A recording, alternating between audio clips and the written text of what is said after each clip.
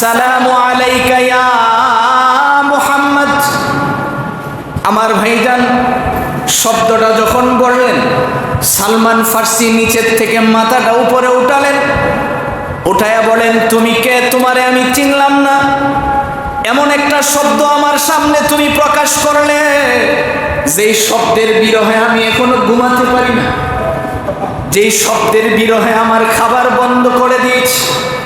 তুমি কে? আমারে এমন একটা শব্দ শুনাইলা কেন? তার কারণটা কি? লোকটারে জড়ায়া ধরছে।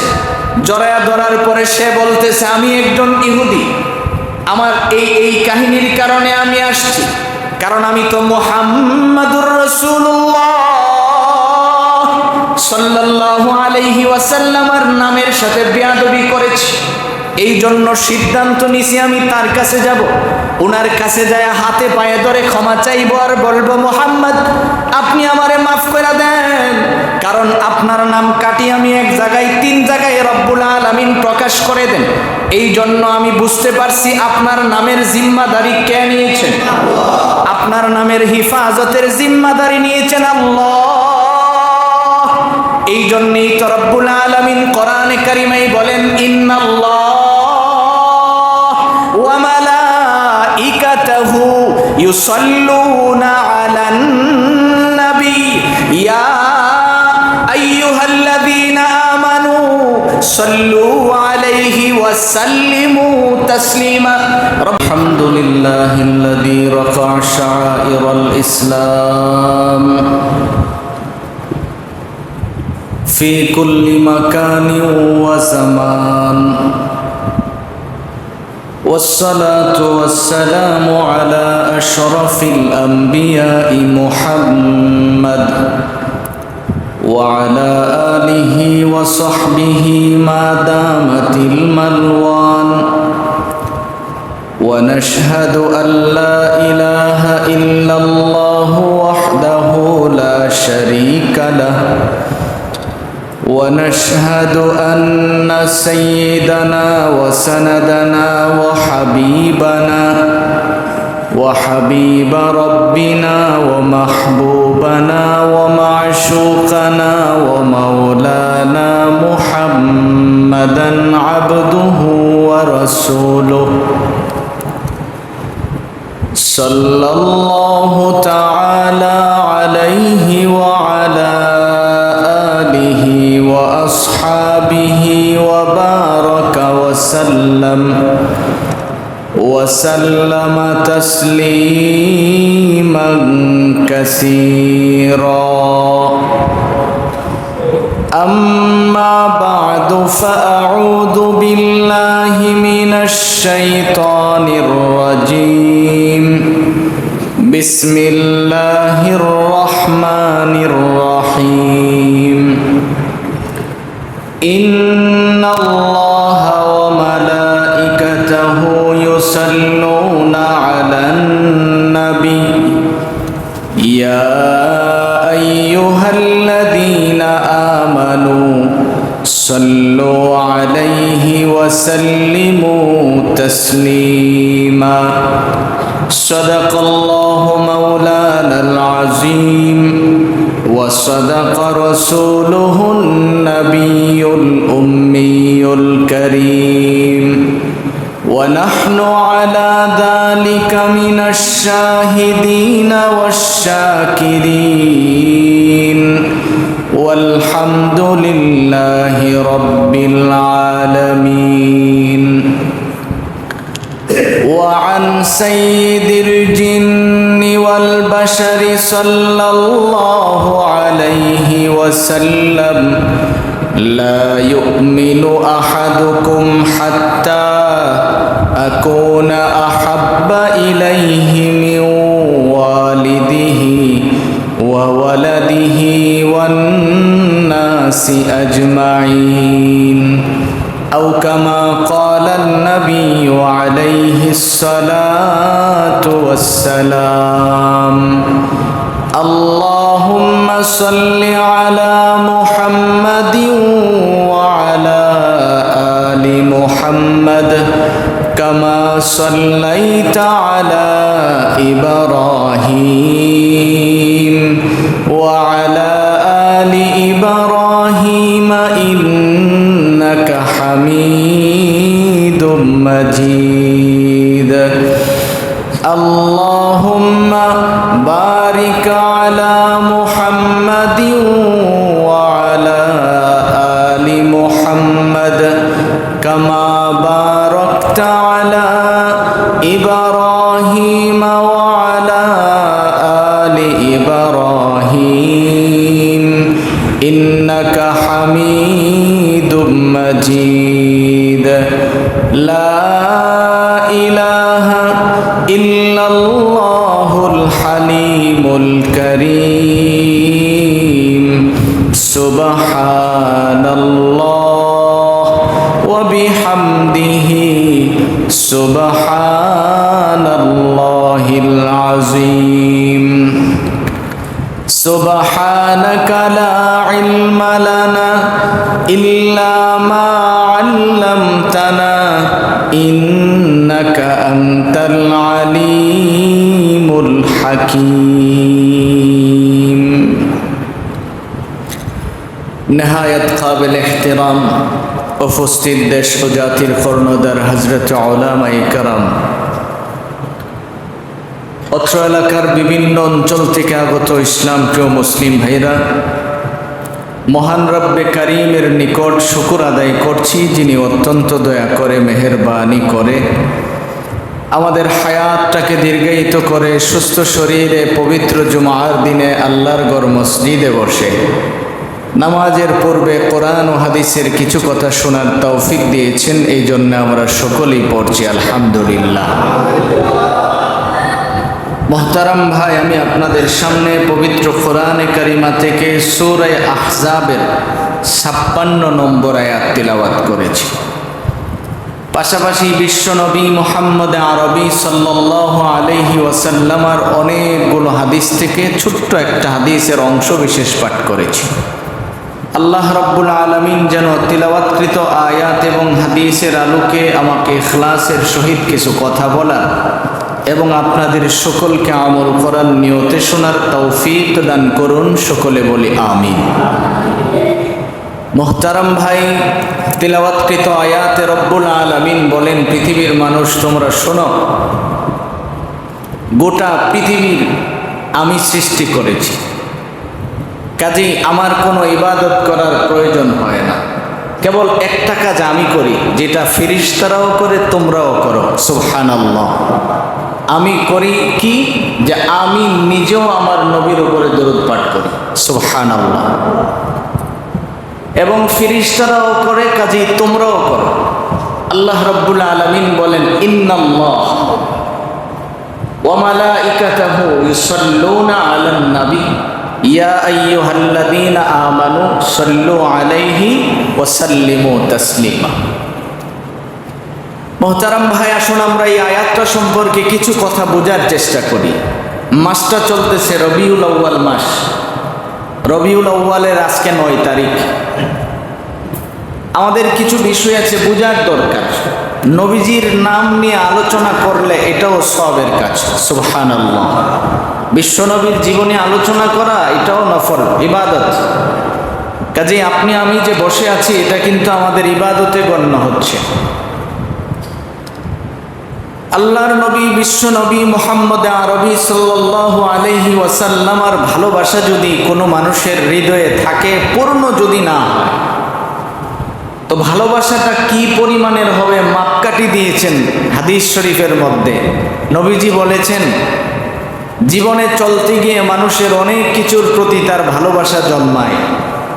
সন্তানের প্রতি মা বাবার ভালোবাসা আছে, সংসারের প্রতি নিজের ভালোবাসা আছে, আত্মীয় স্বজনের প্রতি ভালোবাসা আছে। আল্লাহর নবী বলেন যে সমস্ত কিছুর চেয়ে তোমার মা বাবা, তোমার স্ত্রী সন্তান, তোমার সংসার, তোমার সম্পদ, সব কিছুর চেয়ে যদি আমি নবীর ভালোবাসা বেশি না হয়, ততক্ষণে তুমি পূর্ণ ঈমানওয়ালা হতে পারবে না। এবার আপনি একটু হিসাব মিলান। আমরা তো মানুষকে দোষী যে ও কেমনে চলে আমি কেমনে চলি, এটা না। যে আপনি আপনাকে জিজ্ঞেস করেন যে আল্লাহর রসুল যে মাপকাঠি দিয়েছেন, আপনি এই মাপকাঠিতে কতটুকুন পড়েছেন। আমার হৃদয়ে নবীজির ভালোবাসার চেয়ে অন্য কোনো জিনিসের ভালোবাসা যদি থাকে তাহলে আমি কি না, মুমিন নয়। আল্লাহর নবী বলেন, লা ইউমিনু আহাদুকুম হাত্তা আকুনা আহাব্বা ইলাইহি মিন ওয়ালিদিহি ওয়া ওয়ালাদিহি ওয়ান নাসি আজমাইন। রাসূল বলেন যে ততক্ষণ পর্যন্ত একজন মানুষ পরিপূর্ণ মুমিন হতে পারবে না যতক্ষণ পর্যন্ত আল্লাহর নবীর ভালোবাসা সব কিছুর চেয়ে বেশি না হবে। তা আপনি এখন হিসাব করে দেখেন যে আমার দুনিয়া একদিকে আর আমার নবী একদিকে। রব্বুল আলামিন দাঁড় করিয়েছেন দুনিয়ার মোকাবেলা নয়, আমার জানের চেয়েও নবীকে কি করতে হবে, বেশি ভালোবাসতে হবে। এটাই হলো তার বাস্তবতা। সাহাবায়ে কেরাম রাদিয়াল্লাহু তাআলা আনহুমা ওনারা এত দামি কেন হয়েছে? দামি হওয়ার মূল একটা কারণ ছিল যে তারা তাদের নিজের জীবনের চেয়ে নবীকে বেশি ভালোবাসতেন। নবীজির ছোট্ট একজন সাহাবী, তাফসীরের কিতাবের মধ্যে আসছে তালহা বিন ওয়ারা, একদম ছোট্ট 6 থেকে 8 বছর বয়স, বাবার সাথে নবীজির সামনে যায়। যেটা গ্রামের ভাইরা, আমি আপনাদেরকে জিজ্ঞেস করি যে আপনারা যখন দেখেন এলাকাতে কোনো বুজুর্গ আলেম আসে, উচিত তো ছিল আপনার ছোট বাচ্চাটাকে তার কাছে নিয়ে দাঁড় করানো, ওনার কাছে যে হুজুর আপনি একটু দোয়া করে দেন।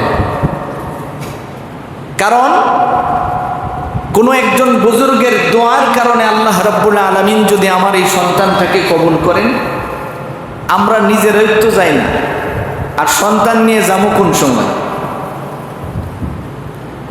তালহা বিন ওয়ারা বাবার সাথে, বাবার নাম ওয়ারা, সন্তানের নাম তালহা, বাবার সাথে নবীজির কাছে যায়। এখন সামনাসামনি যায় যখন বিশ্ব নবীর সামনে বসে বসে কথাগুলি শুনে, নবীজিও তার দিকে নজর করে করে তাকায় থাকে। আল্লাহর নবীর রহমতের নজর তার উপরে যখন পড়ছে, তার হৃদয়ে এত পরিমাণে নবীজির ভালোবাসা জন্মাইছে। আপনি যদি কাউকে মহব্বত করেন, ওনাকে বলে দেওয়া যে ভাই আমি কিন্তু আল্লাহর জন্য আপনাকে ভালোবাসি। কার জন্য? আবার বলেন তো, বেগানা নারী রে কোন যে ওই কথাটা বুঝালেন। কিন্তু আপনি যদি কাউকে আল্লাহর জন্য ভালোবাসেন, এখানে বিয়ার আগে কোনো নারীরে নয়।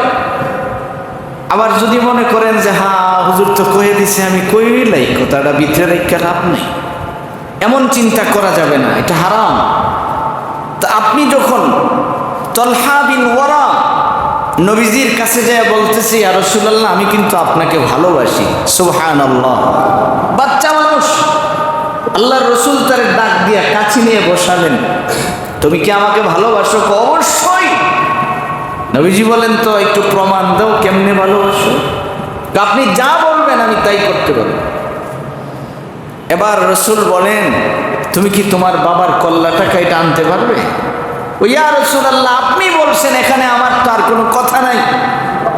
দৌড় মারছে, দৌড় দিকা বাবাও দৌড় মারছে, কারণ এখন তো ছেলে যে দৌড় দিছে তার তো কোনো হুঁশ নাই। নবীজি বললেন কাছে আস। এবার কাছে আসছে, পাশে বসাইলেন, বসে বলতেছেন, তুমি যে আমাকে ভালোবাসো এটার প্রমাণ আমি পেয়েছি। তুমি নিজেও শুনে রাখো যে আমি রাসূলও তোমাকে ভালোবাসি। এবার সে বাড়িতে চলে গেলেন, বাবার সাথে আসে যায়, চলাফেরা করে।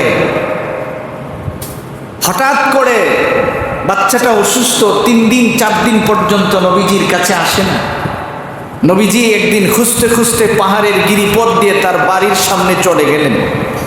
কি পরিমাণের ভালোবাসা থাকলে আল্লাহর রাসূল সাল্লাল্লাহু আলাইহি ওয়াসাল্লাম যে এই ছোট্ট বাচ্চাটাকে দেখতে গেলেন। যাওয়ার পরে নবীজি তার চেহারার দিকে তাকায়া বুঝতে পারলেন সে মনে হয় আর বেশি দিন বাঁচবে না, অসুস্থ। রাসূল তার বাবাকে বললেন, তোমার সন্তান যদি ইন্তেকাল হয় আমাকে কিন্তু খবর দিবা, আমি নিজে আসব, কারণ সে আমাকে ভালোবাসে, আমিও তাকে ভালোবাসি, কাজেই আমি নিজে তার জানাজা পড়ায় দাফন করব, তুমি আমাকে খবর দাও। চলে আসছেন নবীজি। রাতের অন্ধকারে ছেলেটার ইন্তেকাল হয়েছে। বাবা নিজেই ইন্তেকালের আগ মুহূর্তে বাবাকে ডাক দিলেন, কাছে নিলেন, নিয়ে বাবার হাত ধরে বাবাকে বললেন, বাবা তোমাকে আমি একটা ওসিয়ত করি, আমার যদি রাতের বেলায় মরণ হয় আমার রসুলকে কিন্তু আপনি খবর দিবেন না। আপনি চিন্তা করে দেখেন, যেখানে আল্লাহ তাআলার নবী পরিষ্কার বলেছেন যে নবীজি যদি কোনো মানুষের জানাজায় হাজির হয় আর রসুল যদি তার জানাজা পড়ে, এই মানুষের কবরের আযাব রব্বুল আলামিন অটো মাফ করে দেন। সেখানেই বাচ্চাটা তার বাবাকে, ভালোবাসা কাকে বলে আগে বুঝেন, বাবাকে ওসিয়ত করছে, বাবা রাতের অন্ধকারে যদি আমার ইন্তেকাল হয় আমার রসুলকে তুমি জানাইবা না। তো বাবা বললেন, সবাই নবীজির জানাজা পেতে চায় আর তুমি চাও না, তার কারণটা? সে বলল, বাবা মক্কাতে তো আমার রসুলের বন্ধুর চেয়ে শত্রুর সংখ্যা অনেক বেশি। রাতের অন্ধকারে যদি নবীজি পাহাড়ের গিরিপথ দিয়ে আমার বাড়িতে আসে, কেউ না কেউ যদি রসুলকে আক্রমণ করে ফেলে। বাবা এবার সন্তানকে নিজেই কাফন পরালেন, দাফন করলেন। কিছুদিন পরে নবীজির কাছে সংবাদ গেল। যাওয়ার পরে রসুল জিজ্ঞেস করলেন যে তোমার ছেলের ইন্তেকাল হয়েছে, কিন্তু তুমি আমাকে কেন জানালে না? তখন ওরা বললেন, রসুল আমার ছেলে তলহা আমাকে এই ওসিয়তগুলি করেছেন। আল্লাহর নবীর চোখ থেকে গড়ায়া গড়ায়া পানি পড়তেছিল। জিবরাইল আইসা শুনাইলেন, ইয়া রাসূলুল্লাহ কার জন্য কাঁদেন? আপনার ওই সাহাবীকে তো আল্লাহ তাআলা আপনার ভালোবাসার খাতিরে জান্নাত দিয়ে দিয়েছেন। এটা হলো ভালোবাসার নিদর্শন। এই জন্য আমার ভাই রব্বুল আলামিন বলেন যে তুমি যদি তোমার রসুলকে ভালোবাসো তাহলে তুমি নবীজির উপরে বেশি বেশি করে দরুদ শরীফ পাঠ করো। কি পাঠ করো? দরুদ শরীফ। দরুদ শরীফ যদি আপনি পাঠ করেন, নবীজির ভালোবাসা যদি আপনার হৃদয়ে লালন করেন, তাহলে আপনি একজন পূর্ণ মুমিন হতে পারবেন। বিশ্বনবীর ভালোবাসা ছাড়া মুমিন হওয়ার কোনো অপশন নাই, কোনো সুযোগ নাই, ভিন্ন কোনো সিস্টেমও নাই। কারণ নবীজির ভালোবাসার দ্বারা মানুষের দাম অনেক বাড়ে। ভালোবাসার দ্বারা কি হয়? অনেক বাড়ে। ইতিহাস আপনারা জানেন, আবু তালিব নবীকে ভালোবাসতেন, কিন্তু ঈমান না আনার কারণে সে জান্নাত পায় নাই। তাফসীরের কিতাবে আসছে জাহান্নাম থেকেও তারে আযাব দিয়ে রাখছেন, কিন্তু তারপরও কিছু কিছু সময় তাকে আল্লাহ তাআলা সোমবার দিন জান্নাতি খাবার খাওয়ার ব্যবস্থা করে দিয়েছেন। কেন? কারণ তার বাদী সুয়াইবা আয়েশা তাকে শুনিয়েছিল যে দেখো তোমার ভাই যে ছিল আব্দুল্লাহ, এই আব্দুল্লাহ ইন্তেকালের পরে তার স্ত্রীর গর্ভ থেকে তোমার একটা ভাতিজা জন্ম নিয়েছে যার নাম মুহাম্মদ। এই যে জন্ম নিয়েছে এই কথাটা শুই না সে খুশি হয়েছে। খুশি হইয়া এই শাহাদত আঙ্গুলি দিয়ে ইশারা করে বলছে যে আমি যে খুশি হয়েছি আর তুমি যে আমার এত খুশির একটা সুসংবাদ দিয়েছো, আমার কাছে এই মুহূর্তে তো কিছু নাই, আমি তোমাকে কি দিব? আঙ্গুল দিয়ে ইশারা করে বললেন, যাও তোমাকে আজকের থেকে আমি আজাদ করে দিলাম। কি করে দিলাম? গোলাম আজাদ করে দিয়েছে খুশি হয়ে। তো নবীজির জন্মে খুশি হওয়া এটা মুমিনের আলামত, মিছিল করা নয়। খুশি হওয়া কি মুমিনের আলামত। কারণ নবীজি দুনিয়াতে আগমন করছেন, এটা অবশ্যই আমার খুশির বিষয়, কারণ আমার নবী তো কায়নাতের জন্য রহমত। তো আমি যদি খুশি না হয় আমি তো মুমিন হতে পারতেছি না। মুমিন হতে গেলে নবীজির আগমনে আমরা খুশি। সবাই খুশি না? খুশি, অবশ্যই খুশি। কারণ খুশি যদি না হয় তাহলে আমি মুমিন হতে পারবো না। ইতিহাস যাই পিছনে, নবীজি দুনিয়াতে আগমন করেছেন, দীর্ঘ সময় ছিলেন, ইসলাম ধর্মের প্রচার করেছেন 23 বছর। বনি ইসরাইলের বিভিন্ন কিতাবাদির পণ্ডিত ছিলেন। ওই কিতাব পড়তে পড়তে ধারাবাহিক তাদেরই বংশধর একজন ইহুদি এখনো মুসলমান হয় নাই। মুস্তাদরাক লিল হাকিম নামক কিতাবের মধ্যে পাওয়া যায় যে ওই ব্যক্তিটা তাওরাত কিতাব পড়তে পারে, তার এই যোগ্যতা আছে। তাওরাত কিতাব খুলে খুলে পড়ে, হঠাৎ করে দেখতেছে যে এক জায়গায় মুহাম্মদ এই শব্দটা লেখা। জোরে বলুন সাল্লাল্লাহু আলাইহি ওয়াসাল্লাম। এই শব্দটা দেখার পরে ইহুদি তো পণ্ডিত, তাওরাত কিতাব পড়ে বসে বসে সে চিন্তা করতেছে, যা আমি দেখছি আর যেন কেউ না দেখে, কলম দিয়ে এটা কাইটা দিচ্ছে। কাইটা দিয়া রাগে কিতাব বন্ধ করে থয়ে গেছে, আর ফরতামই না যেই কিতাবে মুহাম্মদের নাম আছে। পরের দিন কিতাব খুলে দেখে যে আরো 3 জায়গায় এই শব্দ লেখা। সুবহানাল্লাহ। কই জায়গায়? ও কাটছিল কই জায়গায়? এক জায়গায়। এন্ড পরের দিন দেখে আরো 3 জায়গায় লেখা, 3 জায়গায় কাটছে। শুধু কাটছে না, তাফসীরের কিতাবের মধ্যে আসতে একবারে কাগজটা সহ কেটে দিয়েছে, এই জায়গাটা রাখতাম না। রাগে কিতাব রাইখে গেছে, এরপরের দিন এসে দেখে 6 জায়গায় লেখা। ও কাটে 1 গুণ, বারে কই গুণ? 3 গুণ। তো এরপরের দিন আইসা দেখে 9 জায়গায় লেখা। এবার তার মনের মধ্যে একটা ধাক্কা খাইছে, এর ব্যাপারটা কি? আমি এক জায়গায় কাটলে 3 জায়গায় পারে, তো এইটা কাটতাম কেমনে? চলে গেল তাদের ইহুদি বড় আলেমের কাছে, পাদ্রীর কাছে। যায়া বলতেছে, হুয়া মুহাম্মদ। মুহাম্মদ কে? ওই বড় পণ্ডিত কো, সাবধান, এই নাম জীবন মুখ হইল না, মুখ নাফাক হয়ে যাবো। জোরে বলুন নাউজুবিল্লাহ। সাবধান, এই নাম জীবন মুখে নিবা না। যা কইছো আমার কাছে আর কোনোখানে যাই বলবা না, কারণ তোমার বংশের মর্যাদা আছে, তোমার ইতিহাস অনেক আছে, তুমি আর এই শব্দ মুখের মধ্যে নিবা না। আবার সে উঠতে পারিনি, আমি তো এমনি আইছি না, আমার ভিতরে তো একটা জ্বালা উঠতে রয়েছে। আপনি আমাকে মুহাম্মাদের পরিচয় বলেন। হ্যাঁ উঠটা কো, সাবধান, জীবনও কম যেত না। না কইলে আপনি এটা শুনালেন, যতক্ষণ পর্যন্ত আমি মুহাম্মাদের পরিচয় না পাবো ততক্ষণ পর্যন্ত 1 গ্লাস পানিও আমি পান করব না। জোরে বলুন সুবহানাল্লাহ। হিদায়েতের আলো কাকে বলেন? এবার সে বাড়িতে গিয়ে অনশন শুরু করছে, খানা খায় না, গোসল করে না, কিছু করে না। বাবা দৌড়ায় আসছে, আইসা পাদ্রীরে ধমক দিছে, এই মিয়া তুমি কি কইছো? তোমার কথার পরে আমার ছেলে খাওয়ান দাওয়ান বন্ধ করে দিছে, যদি আমার ছেলে মারা যায় তোমার কিন্তু খবর আছে। এবার পাদ্রী তারে ডাইকায় না বলছে যে আমি বেশি কিছু বলতে পারবো না তোমাকে, কারণ সত্য জানলে অনেক সময় কোন জানা বিপদ আপদ থাকে, তা না আমার চাকরি থাকতো না যদি তোমারে কই। তবে এইটুকুন বলতে পারি, তুমি খুঁজতে খুঁজতে মদিনা যাও, ওখানে গেলে কোনো না কোনো সন্ধান তুমি পেয়ে যাও। এবার সে দীর্ঘ সময় সফর করে মদিনাতে প্রবেশ করলেন। মদিনাতে যখন প্রবেশ করছেন, এর 3 দিন আগে নবীজি রওজাতে শুয়ে গেছেন। আয়েশা দেখে মদিনার মসজিদে সাহাবীরা নবীজির সুখে বসে বসে কাঁদে, পাগলের মতো হয়ে গড়াগড়ি করে কাঁদতেছে।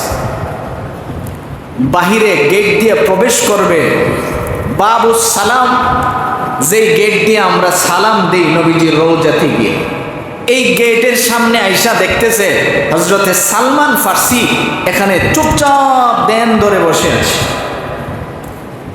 আমি যদি এই কথা বলতে যাই অনেক লম্বা হয়ে যাবে, এই জন্য এদিকে যাব না। সালমান ফার্সি তো এমন সাহাবী, আমাদের নবীজির সাহাবীদের মধ্যে সবচেয়ে বেশি বয়স্ক ছিলেন, যিনি ইন্তেকালের সময় যার বয়স ছিল 350 বছর।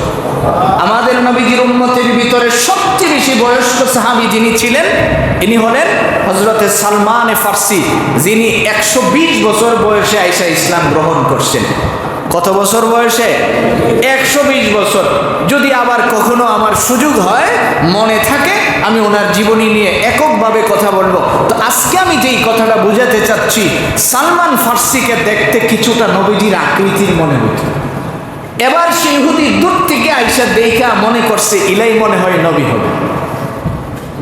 কাছে আয়েশা বললেন, আসসালামু আলাইকা ইয়া মুহাম্মদ।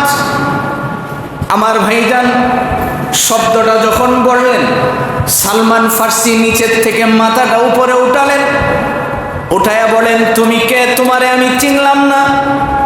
এমন একটা শব্দ আমার সামনে তুমি প্রকাশ করলে, যেই শব্দের বিরহে আমি এখনো ঘুমাতে পারি না, যেই শব্দের বিরহে আমার খাবার বন্ধ করে দিয়েছি। তুমি কে? আমার এমন একটা শব্দ শোনাইলা কেন? তার কারণটা কি?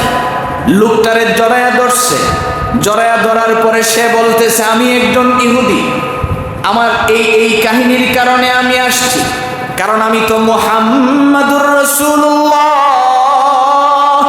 সাল্লাল্লাহু আলাইহি ওয়াসাল্লামের নামের সাথে বেয়াদবি করেছি, এই জন্য সিদ্ধান্ত নিছি আমি তার কাছে যাব।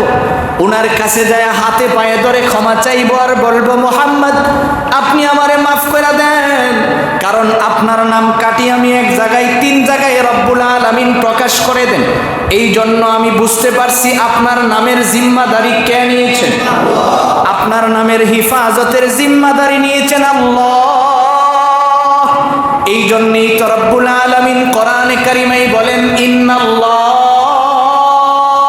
ওয়া মালাইকাতাহু ইউসাল্লুনা আলান নবী ইয়া আইয়ুহাল্লাযীনা আমানু সাল্লু আলাইহি ওয়া সাল্লিমু তাসলিমা।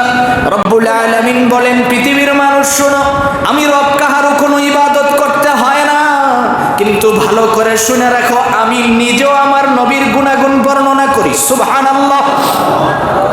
এবার লোকটা যখন কান্না শুরু করছে, সালমান ফার্সি চিন্তা করছে, আমি যদি লোকটাকে বলি যে আমি মুহাম্মদ না, সে যদি এখান থেকে বিদায় হয়ে চলে যায়, আর যদি ইসলাম ধর্ম গ্রহণ করতে না পারে, তাহলে এটা আমাদের জন্য দুর্ভাগ্য হবে। লোকটাকে বললেন, চলো আমি তোমাকে নিয়ে যাচ্ছি। কোথায় নিয়ে যাচ্ছি এই কথাটা বলে নাই। আস্তে আস্তে কদম দিয়ে দিয়ে মসজিদে নববীর ভিতরে প্রবেশ করালেন। ওখানে যাওয়ার পরে লোকটা দেখলেন অনেকগুলি মানুষ এখানে বসে আছে। এবার দূর থেকে সালাম দিলেন, আসসালামু আলাইকা মুহাম্মদ। আপনাদের ভিতর থেকে মুহাম্মদ যিনি, তার উপরে আমার শত সহস্র সালাম। এই কথাটা যখন জবান দিয়ে বললেন, সাহাবীরা হাউমাউ করে কান্না শুরু করলেন। এবার লোকটা সালমান ফার্সিকে জড়ায়া ধরে বলেন, ভাই আপনি আমার একটু খুলাসা করেন, আমি যখন আইসা সালাম দেয়ার মুহাম্মাদুর রাসূলুল্লাহ সাল্লাল্লাহু আলাইহি ওয়াসাল্লাম নামটা যখন আমার জবান থেকে বের হয়, সবাই হাউমাউ করে কাঁদে। কেন? তার কান্নার কারণটা কি? এবার সালমানে ফার্সি নবীজির রওজাটা দেখায়া বলেন, তুমি যারে সালাম দাও তিনি তো আর জমিনে নাই, ওই যে দেখো রওজাতুল আতহারের ভিতরে ঘুমায় আছেন। লোকটা এবার হাউমাউ করে কাঁদে আর বলে, রব, আয় রব, যেই নামের সাথে বিয়াদবি করলাম, ওই নামের সাথে বেয়াদবির কারণে আসছিলাম, তারে দেখা আমি ইসলাম ধর্ম গ্রহণ করব, কিন্তু আমার মতো হতভাগা তো আর কেউ নাই। আমি তো তারে দেখতেও পারলাম না, ক্ষমাও নিতে পারলাম না। জমিনে পড়ে হাউমাউ করে কাঁদতেছেন। ওর কান্না দেখে সালমান ফার্সি লোকটাকে দাঁড় করালেন। এবার জড়ায়া ধরে বললেন, তুমি কান্না বন্ধ করো, তোমার কাঁদতে হবে না, কান্না বন্ধ করো। এবার লোকটা বলেন, তাহলে আমাকে মুহাম্মাদুর রাসূলুল্লাহ সাল্লাল্লাহু আলাইহি ওয়াসাল্লাম আর স্মৃতি হিসাবে আপনার কাছে যদি মওজুদ কোনো জিনিস থাকে আমাকে দেন, যেটা দেখে আমি নবীজির গ্রাণ নিতে পারবো। এবার সালমানে ফার্সি হযরত আলীকে বললেন, আলী, আপনি যায়া ফাতিমার কাছ থেকে নবীজির জুব্বা মুবারক নিয়ে আসেন, যেটা তার কাছে হাদিয়া রাখা হয়েছে। তবে হাদিয়াটাও তার না, এটা ওয়াইস করণীর জন্য হাদিয়া রাখা হয়েছে। আপনি আনেন, আমি এটা একটু তারে দেখাতে চাই।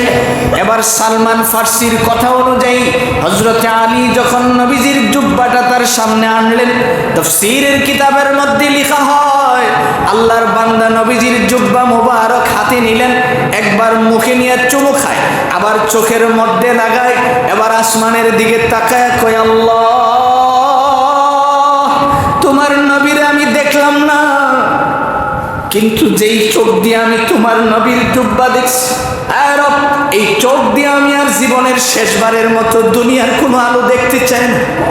যেই চোখে আমি নবীজির জুব্বা দেখছি, আর এই চোখের আলোটা আমি আর চাই না, রব তুমি উঠায় নাও, কারণ আমি যেন আল্লাহর দরবারের দ্বারা এই কথাটা বলতে পারি, রব আমার জীবনের শেষ দেখাটা ছিল তোমার নবীর জুব্বা। চট্টগ্রামের ভাইরা ভালো করে বুঝেন ভালোবাসা কাকে বলে। ওই লোকটা এখনো ইসলাম ধর্ম গ্রহণ করেন নাই। এবার নবীজির জুব্বাটা উপরে উঠায়া হুয়া হুয়া বলে কান্নাকাটি শুরু করলেন। এবার সালমান ফার্সির হাত ধরে কালিমা পড়ে মুসলমান হয়ে গেলেন। তাফসীরের কিতাবের মধ্যে আসে, এবার সে মুসলমান হওয়ার পরে একটা চিৎকার দিয়ে বললেন, রব, জীবনে আমি নবীর রওজা দেখছি আর চোখটা আর চায় না, কিন্তু যেই আশা নিয়ে নবীর কাছে আসছিলাম, ওই আশাটা যখন পূর্ণ হলো না, আর জমিনেও থাকতে চায় না। চিৎকার মারলেন, সাথে সাথে শাহাদত বরণ করলেন। সুবহানাল্লাহ। এটা হলো আশিক রাসূলের নমুনা। এই জন্য আল্লাহর নবী বলেন, লা ইউমিনু আহাদুকুম বিওয়ালিদিহি ওয়া ওয়ালাদিহি ওয়ান নাসি আজমাইন। নবীজি বলেন, উম্মত শোনো, তুমি যদি আমার ভালোবাসার হৃদয়ে লালন করো, এবার তুমি মাপকাঠি লাগাও যে ভালোবাসাটা তোমার সমস্ত কিছুর চেয়ে বেশি আছে কিনা। সুবহানাল্লাহ। একটু আপনি হিসাব করলেই দেখবেন যে আপনার আমার ভালোবাসা বিশ্ব নবীর চেয়ে যদি কোনো জিনিসের বেশি থাকে, তাহলে এটাকে ভালোবাসা বলে না, এটা আশিক রাসূলের কাজ নয়। তো আপনি নিজেকে আশিক রাসূল দাবি করলেন, কিন্তু নবীর ভালোবাসার কি আছে আপনার কাছে? আপনি যে ভালোবাসাটা দাবি করছেন, কি আছে আপনার কাছে আপনি একটু বলেন। একটু হিসাব মিলাবেন যে এটা আমার জীবনের সবচেয়ে বড় পথে, আমার আর কিছুই থাকলো না, যদি নবীর ভালোবাসা নিয়ে আমি কবরে যেতে পারি, আল্লাহ তাআলা আমাকে মাফ করে দিবেন। এটা যদি আমার না থাকে, তাহলে আমি একজন মুসলিম, আমার সম্বলটা আর কি আছে? সাহাবীরা তো এটাকে সম্বল বানিয়েছেন যে আমার ভিতরে আর কিছুই নাই, কিন্তু নবীজির ভালোবাসা তো আছে। আবু বকরের ইতিহাসটা নষ্ট করে দেখেন না, নবীজি তো পরিষ্কার বলছেন যে আমার সমস্ত সাহাবীদের প্রতিদান আমি দিতে পারছি, কিন্তু একমাত্র আমার আবু বকরের কোনো প্রতিদান আমি এখনো দিতে পারি নাই। কেন? কারণ আবু বকরের ভালোবাসা ছিল ভরপুর। সাইয়েদনা আবু বকরের সম্পদ ছিল না, কিন্তু তার ভালোবাসা ছিল। আবু বকরের কিছুই ছিল না, কিন্তু ভালোবাসাই ভরপুর ছিল। কেমন ভালোবাসা ছিল? নবীজি যখন কোনো কিছু চাইতেন, যুদ্ধে যাওয়ার জন্য সামান চাইছেন, অথবা কোনো একজন দরিদ্র মানুষের সহযোগিতার জন্য সামান চাইছেন, আবু বকর নিয়ে আসছেন। একদিন কারো ওয়াকিয়া, আবু বকর আসছে, আয়েশা নবীজির সামনে রাখছেন। রসুল জিজ্ঞেস করে, আবু বকর গড়ে কি কিছু রাখছেন? আবু বকর বলেন, ইয়া রাসূলুল্লাহ, যেখানে আপনি এবং আল্লাহ আমার জন্য যথেষ্ট, সেখানে অন্য কিছু আমার ঘরে রাখার কি প্রয়োজন? সুবহানাল্লাহ বলেন, আর কি প্রয়োজন? আমি তো আমার ঘরে আল্লাহ এবং নবীকে রেখে দিয়েছি, কাজেই কোনো সম্পত্তি রাখার প্রয়োজন নাই। ইতিহাস তালাশ করলে পাবেন যে আবু বকর সব কিছু দিয়ে দিয়েছেন, সালার চট পরিধান করছেন। জিবরাইল নবীজির সামনে যতবার এসেছেন, দাহিয়ায়ে কলবি সাহাবীর বেশ ধারণ করে জিবরাইল আসছেন, শুধু 3 বার আপন চেহারা নবীকে দেখিয়েছেন। কয়বার দেখিয়েছেন? 3 বার শুধু নিজের চেহারাটা নবীকে দেখিয়েছেন, বাকি সব সময় দাহিয়ায়ে কলবির বেশ ধারণ করে আসতেন। কিন্তু ওই দিন যে আসছেন, জিবরাইলের শরীরে ছালার চট পড়া।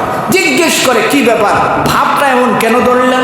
এবার নবীজিকে জিবরাইল কয়, রাসূল, আমার দিকে না তাকায়া আপনি আপনার আবু বকরের দিকে আগে তাকান। আবু বকর নিজের পোশাকটা পর্যন্ত নবীকে দিয়ে দিয়েছেন, সালার চট পরিধান করছেন। শুধু আমি না, আসমানের যত ফেরেশতা আছে সকলকে আল্লাহ সালার চট পরিধান করিয়েছে। এটা হলো ভালোবাসা। আর আমি আপনি তো ধোঁকাবাজ। সাহাবীদের ভালোবাসা ছিল হৃদয় থেকে, আর আমার আপনার এই জবানের মধ্য থেকে। সাহাবীদের ভালোবাসা ছিল অন্তর থেকে, আর আমার আপনার ভালোবাসা শুধু এই টুট থেকে। মুখ দিয়ে কথা বললে ফেরা ওঠায় আমরা নবীকে ভালোবাসি, এটা করি ওইটা করি, কিন্তু চেহারার দিকে তাকাইলেই বোঝা যায় না যে না আশিকে রাসূল। এই জন্য মোহতারাম ভাই, হিসাব মিলানোর সময় কি নিয়ে আপনি কবরে যাবেন, কি নিয়ে আপনি যাবেন, এটা আপনি আপনাকে জিজ্ঞেস করেন। যদি খালি নবীজির ভালোবাসাটা আপনার হৃদয়ে পূর্ণ থাকে, আল্লাহর কসম করে বলি যে আল্লাহ তাআলা এটার উসিলায় আপনাকে মাফ করে দিবেন।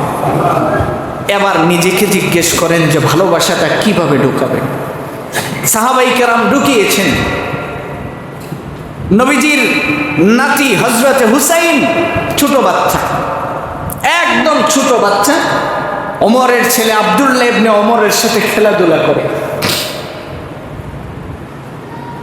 আমার আপনার ছেলে যখন মানুষকে গালি দেয় তো বিভিন্ন ভাষায় মুখ খারাপ করে গালি দেয়, কিন্তু হুসাইন রাগান্বিত হয়ে ওমরের ছেলে আব্দুল্লাহ ইবনে ওমরকে বলছেন, তুমি তো গোলামের ছেলে, গোলাম। এই শব্দটা যখন বলছে, তখনও মক্কার প্রেসিডেন্ট ওমর। চিন্তা করতে পারেন, বাদশার ছেলেরে গোলামের ছেলে গোলাম বলা কি পরিমাণের দুঃসাহসিকতার ব্যাপার। আপনি যদি খালি মেম্বারের ভূতের এই ধরনের কথা কোন, আপনার অবস্থাটা কি? চেয়ারম্যান তো অনেক পর, আর এমপি হলে তো কোনো কথাই নেই। এমপি লাগতো না ভাই সাহেব, এমপির ভিসেতে জুতা লেগে ঘুরে, ইলার অবস্থা একটু খুব খারাপ। তবে আলহামদুলিল্লাহ এই জাতীয় শতানির থেকে আমরা এখন বাচ্চা আছি। ওনার পাওয়ার নাই, জিরুত নেমে আছে, ফলায় থাকে। 5 বারের এমপি গতকালকে ধরা গেছে আমরা এই আখাউড়া বর্ডার থেকে। আরে দেখলে মনে হয়েছে যে ভিক্ষুকের মতো। রাউজানের এমপি 5 বার রানিং এমপি, 25 বছর যাবত। আপনি চিন্তা করে দেখেন কি অবস্থা আল্লাহ তাআলা করেন। রবের দরা এটাকেই বলে। তো এই জন্য বলতেছিলাম, গোলামের ছেলে গোলাম যখন বলছে, ছেলে তো কান্নাকাটি করে এসে বাবার কাছে বিচার দিছে, আব্বা হুসাইন আমার এমন করছে। এবার ওমর হুসাইনকে ডাকে নাই। ভালোবাসা কাকে বলে দেখেন, হুসাইনকে ডাকে নাই, কারণ সে তো নবীজির নাতি। আর আপনি আমি হাই হচ্ছেন, হাই রে আল্লাহ কি অবস্থা যে হুসাইন জি এত সুন্দর নামটাকে পর্যন্ত শুদ্ধ করে ডাকতে পারে না। সে বলে আশিকে রাসূল। জুতা পিটা করা উচিত। যে নবীজির ভালোবাসা যদি থাকে, নবীর বংশধর যারা, তাদের নামটা পর্যন্ত শুদ্ধ করে বলে না, আমরা এদেরকে আশিকে রাসূল মনে করি। হুসাইন কত সুন্দর নাম, হাসান কত সুন্দর নাম, যে নামগুলি বললে হৃদয়ে প্রশান্তি আসে। আর এইগুলির ভেঙায়া ভেঙায়া ওরা না। মুসলমান সাবধান হওয়া উচিত এই সকল ক্ষেত্রে, কারণ নাম সুন্দর করে বলা, যদি কেউ নামগুলিকে বিগড়াইয়া বলে তাহলে তার কবিরা গুনাহ। নাম যদি বিগড়াইয়া বলে, মতিউর রহমান ডাক দিয়েছে, আয় মুত্তা হইল নাম মতিউর রহমান, কত সুন্দর নাম। এই জন্য নাম ভেঙাইয়া কোনোদিন কাউকে ডাকবেন না। এবার চলে গেল হযরত ওমর, কাছে যায় বলেন, আপনি বলে আমার ছেলেকে বলছেন যে গোলামের ছেলে গোলাম। এবার আমার আপনার ছেলে যদি দেখতো যে মেম্বার সাহেব জিগাইতো সেগুলো, স্যার জীবন আমি কথা বেশি, মুখ ফুচ্চা পরিষ্কার। কিন্তু হুসাইনজি বলেন, অবশ্যই আমি বলেছি। আপনি কেন বলেছেন? কেন আপনি আমার নানার গোলাম না? সুবহানাল্লাহ। এবার পকেট থেকে কাগজ বের করে দিয়েছে, কলম বের করে দিয়ে বলেন, আপনি এই কথাটা একটু আমার কাগজে লিখে দিবেন, আর আমি আমার ছেলেদেরকে ওসিয়ত করব, তারা যখন আমাকে কাফন পরাবে, আমার কাফনের ভিতরে যেন এই লেখাটা দিয়ে দেয়। হাসরের দিন আমি আমার রবের সামনে দাঁড়ায় যেন বলতে পারি, রব তুমি আমাকে মাফ করে দিবা, কেননা তোমার নবীর নাতি হুসাইন আমাকে বলছে তোমার রসুলের গোলাম আমি ছিলাম। সাক্ষী দিয়েছে হুসাইন জি। এটা ছিল ভালোবাসার বহিঃপ্রকাশ। আল্লাহ তাআলা শুধু ভালোবাসা দেখে বান্দাকে মাফ করেন। বান্দার হৃদয়ের দিকে তাকান, চেহারার দিকে তাকায় না, সম্পত্তির দিকে তাকায় না।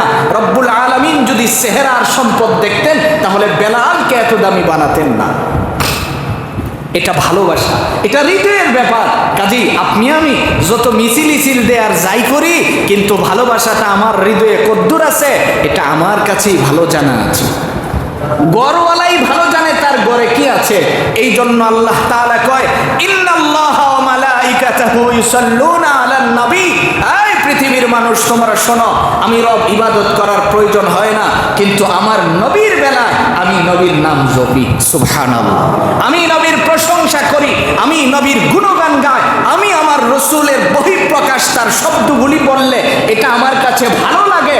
নবীজির নাম নিয়ে ডাকতে আমার খুব ভালো লাগে। কাজেই তুমি এটা শুনে রাখো, ফেরেশতারাও নবীজির নাম ডাকে, আর তুমিও বিশ্ব নবীকে ডাকো। সুবহানাল্লাহ। তুমিও নবীজির নামটা প্রকাশ করো, কারণ তুমিও নবীজির উপরে দুরূদ শরীফ পাঠ করো। যদি করো তাহলে কি হবে? আল্লাহ তাআলা বলেন যে একবার যদি তুমি আমি নবীজি আমার নবীর নামটা জবান দিয়ে উচ্চারণ করো, আমি তোমার দিকে 10টা রহমতের নজর দিয়ে দিব। একটা মাত্র ইবাদত, যার জন্য উযু গোসলের প্রয়োজন হয় না, শুয়ে রয়েছেন, ঘুম আসে না, পড়তে থাকেন সাল্লাল্লাহু আলাইহি ওয়াসাল্লাম। পড়েন না, নবীজির উপরে দরুদ শরীফ পড়তে থাকেন। দেখবেন এই দরুদ শরীফ পড়ার দ্বারা আপনার হৃদয়ে একটা প্রশান্তি আসবে। দরুদের দ্বারা মানুষের চেহারা উজ্জ্বল হয়।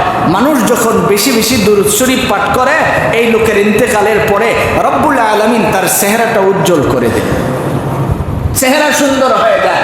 কাজেই চেহারা সুন্দর হওয়ার জন্য আপনি এই আমলটা করেন, দরুদ শরীফ বেশি বেশি করে আমরা পড়ি, এবং মরার আগে সকলকে আশিকে রাসূল হয়েই মরতে হবে, এটা ভিতরে ঢুকাই। আমরা যেই নম্বরের আশিকে রাসূল, বিপদে পড়লে তো আমরা আর থাকি, ভালোবাসা আমগর শেষ। দারুল উলুম দেওবন্দের এক ছাত্র লেখাপড়া করে, সব সময় ক্লাসে বসে এসে বলতো যে আমি যদি নবীজির যুগে আইতাম তাইলে আমি তো সাহাবীর মর্যাদা পেতাম। এই কথাটা সব সময় বলতো। তো সবাই তার এই কথা শুনত। হঠাৎ করে দেখে যে এক সপ্তাহ সেই শব্দটা আর বলে না। উস্তাদরাও জানে যে সেই আশাটা পোষণ করে। এক সপ্তাহ পরে যখন এই শব্দ বলে না, একদিন উস্তাদ তারে ডাক দিয়ে কাছে নিয়ে জিজ্ঞেস করে, কি ব্যাপার, তুমি না আগে সবসময় এই শব্দগুলি বলতে, এখন বলো না কেন? সারজার করে চোখের পানি ছাড়তেছেন। জিজ্ঞেস করে, কাঁদো কেন? হুজুর, আমি রাতের বেলায় ঘুমাইছি, ঘুমের মধ্যে আমি স্বপ্ন দেখতেছি যে আমি মাকবারায়ে কাসিমিতে, অর্থাৎ দারুল উলুম দেওবন্দের আনোয়ার শাহ কাশ্মীরি রহমতুল্লাহি আলাইহি সহ যেই জায়গায় দাফন করা হয়েছে মাকবারায়ে কাসিমি, যে ওখানে আমি বসে রয়েছি। এমন সময় দেখতেছি যে এক জায়গায় এই রাস্তাটা দিয়ে যাচ্ছেন রহমতুল্লিল আলামিন নবীজি সাল্লাল্লাহু আলাইহি ওয়াসাল্লামকে আমি স্বপ্নের যুগে দেখেছি। নবীজি এই রাস্তা দিয়ে যাচ্ছেন, ওনার সাথে চারজন সাহাবী আবু বকর, ওমর, ওসমান, আলী, এই চারজন প্রসিদ্ধ সাহাবী ওনার সাথে আছেন। একটা গাড়িতে করে তারা যাচ্ছেন, কিন্তু গাড়িটা পাহাড়ে উঠতে উঠতে হঠাৎ করে ব্রেক ফেল করেছে। এখন দেখতেছি যে গাড়িটা পিছনে ভেগ করে এসে পড়ে যাবে গর্তের ভিতরে। চারজন সাহাবী নামছেন, আমি দৌড়ে গেছি পাহাড়ে পাথর খুঁজতে, যে আইনা গাড়ির চাক্কার পিছনে জাম দিন। কি দিব? চাকার পিছনে যাতে এটা জাম দিব, যাতে গাড়িটা পিছনে না আসে, উল্টায় যাতে না পড়ে। এমন সময় পাথর নিয়ে আইসা দেখি, দৌড়ে আসছি, আইসা দেখি যে পাথর দেওয়ার আর দরকার নাই। এই চারজন সাহাবী চারটা চাকার নিচে নিজের মাথাটা দিয়ে শুয়ে আছে। এবার সে বলতেছে, হুজুর, আমার আর জীবনে আমি এই শব্দ উচ্চারণ করব না, কারণ তখন তো আমার কাছে মনে হয়েছে যেখানে সাহাবীরা নবীজির গাড়িকে সেভ করার জন্য নিজের মাথা দিয়ে শুয়ে আছে, আর আমি যে পাথর খুঁজি, তো আমি যদি ওই যুগে থাকতাম তাহলে নিশ্চয়ই আমি মুনাফিকের কাতারে থাকতাম।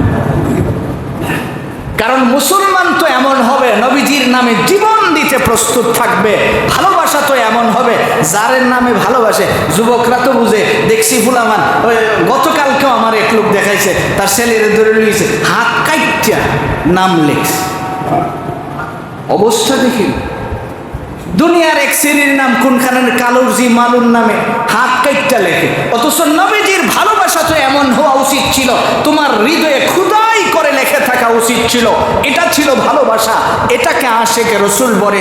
আর আশিকে রসুলের জন্যই বিসমিল্লাহি ওয়া আলা মিল্লাতি রসুলিল্লাহ, ওই আশিকে রসুলকে যখন নবীজির নাম নিয়ে কবরে শোয়া দেওয়া হবে, আল্লাহর রসুল বলেন, ওরে যখন রাখা হবে সঙ্গে সঙ্গে ফিরিস্তারা বলবেন, ঘুমায় যাও, ঘুমাও, কিয়ামত পর্যন্ত ঘুমাইবা, তোমার আর টেনশন করার কোনো দরকার হবে না। এই জন্য আল্লাহ রাব্বুল আলামিন যেন আমাদের সকলের হৃদয়ে নবীজির ভালোবাসা লালন করতে পারি, বেশির থেকে বেশি নবীজির উপরে দরুদ শরীফ পাঠ করতে পারি।